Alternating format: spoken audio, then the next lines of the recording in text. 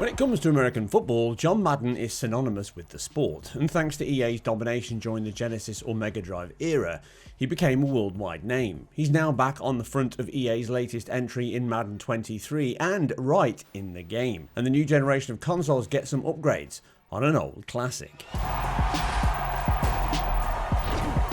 This performance review is presented by Hulu Plus Live TV, 75 plus live channels now with Disney Plus and ESPN Plus. No cable required. As an Englishman, I'm not going to dive into the details of the sport, simulation, or even improvements over the previous entries. No, today is all about the graphics, the performance, and comparisons from last generation, current, and each other.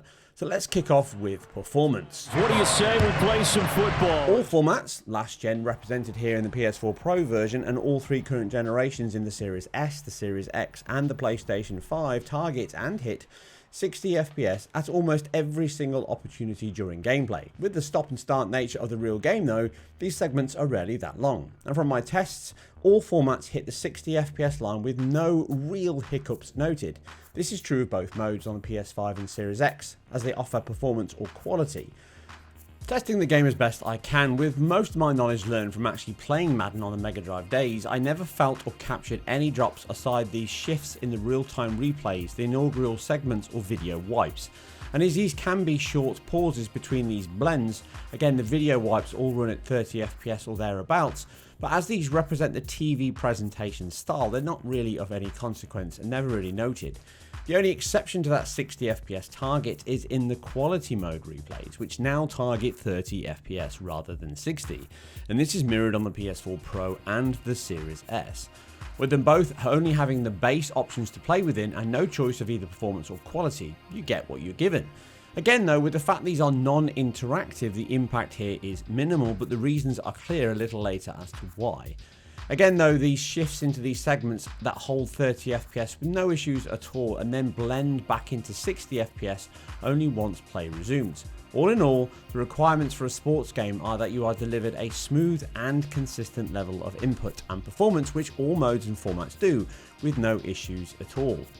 Loading is fast on current generation, with PS5 and Series X coming in under 3 seconds from the menu. Series S is a match. The Pro is ever so slightly slower, but also has other changes and cutbacks on presentation style, video quality itself, and character models. All in all though, you may need to scroll on your phone for a further 5 to 8 seconds more on last generation consoles. The Coliseum back to its original 70s glory. What a scene in the East Bay, and we're underway in the John Madden Legacy game. And a nice return sets him up pretty good here right at... It'll be Sanders to begin the drive. And he'll be tackled right on the chalk of the 45. That play going for 16 yards to start the drive, first down. So as we mentioned at the top, well, let's take you through the life of John Madden. So what about the graphics then? Well, the current generation version does offer upgrades in a couple of key areas. The biggest is the FieldSense animation system. Many may recognise this in other guises, such as Naughty Dog's similar motion matching system used in The Last of Us Part 2 or Ubisoft's For Honor. It's also been used in previous FIFA titles from EA, but here this new motion blending technology is only available on the PlayStation 5, the Series X and Series S. Its aim is to keep a multitude of motion captured animation cycles in memory and then dynamically blend between many of them in real time, based on a multitude of factors as they happen, all based on physics calculation, foot position, speed, velocity, and even mid-air collision.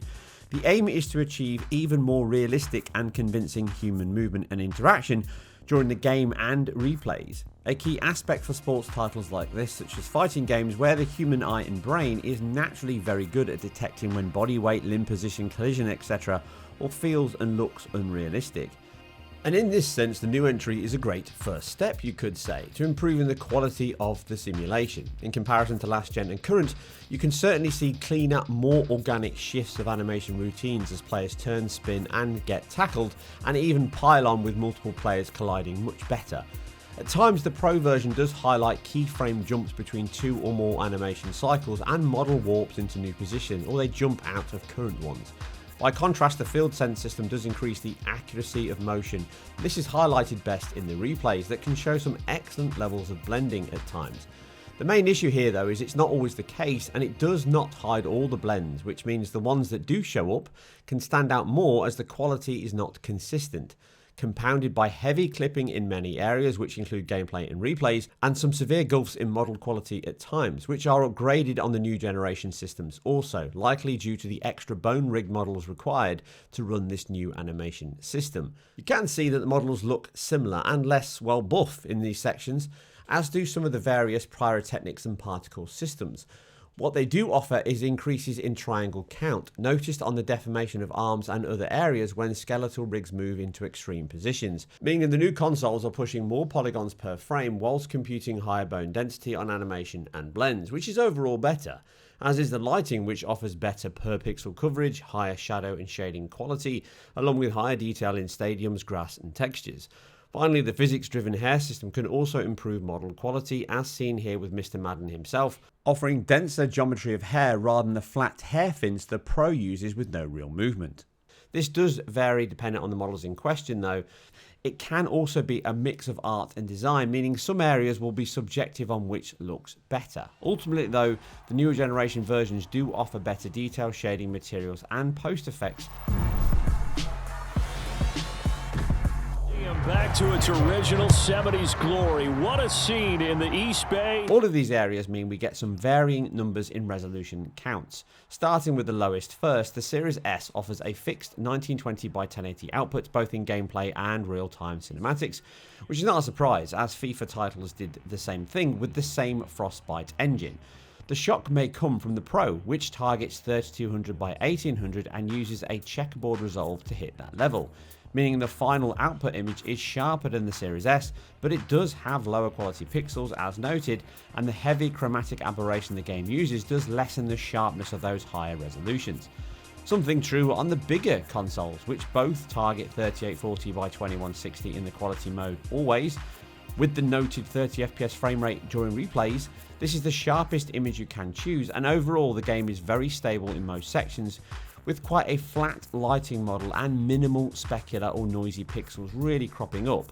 The difference comes in the performance mode, which now targets 3200 by 1800 to enable the doubling of the real-time replays to 60, but this is either dynamic or that checkerboard technique here can falter, meaning we can get counts down as low as 2560 by 1440 on both consoles. In gameplay though, both modes target the same levels and outputs, which looks to be using a checkerboard technique to hit that 3840 by 2160, meaning the change to quality only increases the replay resolutions along with increasing the bokeh depth of field, which can revert to a cheaper Gaussian blur filter in dense geometry shots, along with subtle shadow and hair changes, but this may be as a result of the lower resolution buffers. All in all, the differences here, even in side-by-side comparisons, show that the increase in resolution is not as noticeable as the reduction in frame rates per second. However, the choice being present in the menu is the best thing, and most importantly, gameplay is identical from both. So you get to pick your poison. Brought down at the 22. And this opening drive not going to plan. This is now 3rd and 13. The increases that Madden 23 offers over current generations are good, if not great. Most players will likely not notice the improvements in the animation system in moment-to-moment gameplay. Certainly less likely than to notice the increases in model quality and replay frame rates. That said, the improvements here are not consistent or even always better than the older models. At times, crowds can look equally bad, with fixed vertices being ill-placed with no movement when it should be cloth, low polygon arms being front and center in replays, and equally heavy collision and lerps between animation cycles still cropping up. I hope this is a basis for the team to work hard on significantly expanding the movesets and blending techniques in use here for the next entry, along with redesigning many of the player models to work better with this new system but also increase the fidelity on offer. Other small changes would also be welcome, such as updating or even interpolating the video wipes themselves to 60 FPS when in that performance mode, so they do not look as jarring when merged between.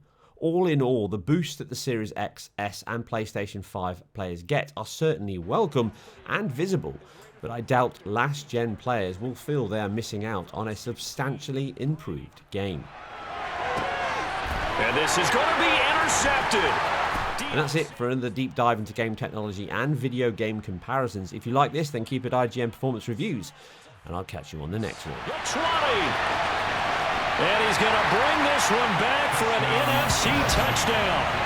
So, Charles, our first points of the game provided defensively. What a play that was. And I can only imagine.